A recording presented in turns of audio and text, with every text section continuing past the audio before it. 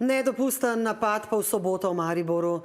Storilec je temnopoltega otroka poškropil solzivcem, ko se je ta sprehajal z mamo. Oba so odpeljali v mariborski UKC, policija storilca še išče. Obsodbe na napad, ki naj ne bi bil osamljen primer, se vrstijo, oglasila se je tudi predsednica države. Z mamo napadenega dečka, starega komaj 12 let, je govorila Jana Ujčič.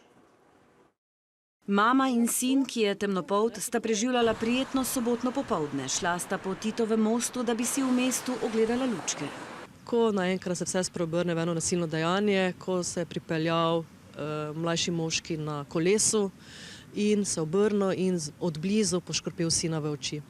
Tudi jaz sem nekaj dobila v stran, na srečo ne v oči, ker si sploh ne predstavljam, kako bi v tem primeru sploh lahko naslavljali situacijo, ker naenkrat nobenega ni bilo zraven, da bi pomagal.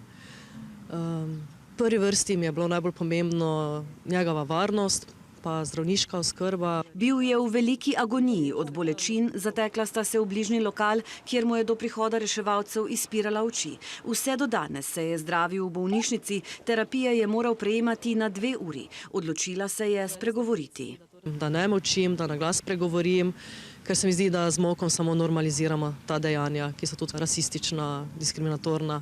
Sin okreva, se počuti bolje, tudi se zaveda, da nekega to dejanje ne določa, določa pa vsekakor našo družbo, kako bo reagirala nanj. Sama je tudi avtorica projekta Afroskop, kjer se ukvarjajo z rasno socializacijo in naslavljajo potrebe medrasnih družin. Napad na otroka in njegovo mamo je ostro obsodila tudi predsednica države. Kot je med drugim zapisala, moramo biti posebej pozorni na dejanja, ki kažejo na elemente rasnega ali etničnega sovraštva, kajti za rasizem in sovraštvo ni prostora v naši družbi, in še, da pričakuje, da bodo pristojni organi dogodek, pa tudi navedbe o drugih podobnih napadih temeljito raziskali. Napad je pretresel tudi Društvo Afričanov v Mariboru. V prazničnem času, ko mi odrasli poskusimo dati srečo otroku ne glede na barva kože, da imamo fizični napad na otrok, to ni sprejemljivo, to je ni normalno in da to se dogaja tukaj v Mariboru, kjer smo zelo integrirani, pa kjer tudi imamo dosti podporo od vse prijatelji, od vse druge družbe, da to se dogaja tu, to je zelo čudno za nas.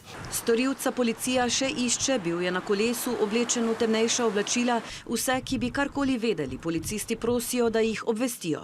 Podoben napad se je sicer v Mariboru zgodil tudi 3. novembra, ko je neznani moški na kolesu poškropil tujca. Po nekaterih pričevanjih pa naj bi se letos zgodil še en podoben napad.